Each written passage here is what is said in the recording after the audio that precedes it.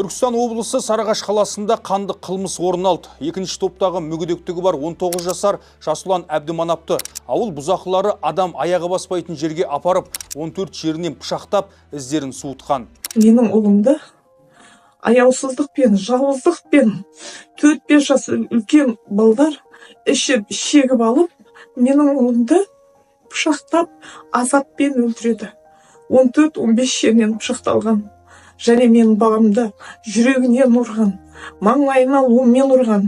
Айдалаға апарып тастап, олар дым болмағандай өздері келіп, ішіне қыздарды салып алып келіп, ары қарай өздері кайфовать етіп жүрген. Қылмыс орын алмас бұрын Мұрат есімді күдікті марқұмға 280 мыңдай зайым алдырған. Ең сорақысы күдікті азаматтың әскери қызметкер екені белгілі болды. Зайым кредиттер алдырған екен. 4 баланың екеуі менің ұлымды Моншадан шыққан екен, 7-жарымда жүр, сенің займыңды төлеп береміз деп, менің баламды машиналарына отырғызып алып кетеді. Ардақты ағайын, қайғыдан қан жұтқан ана қоғамнан араша сұрайды. Осы видеоны таратып, әділдіктің орнауына үлес қосуларыңызды сұраймын.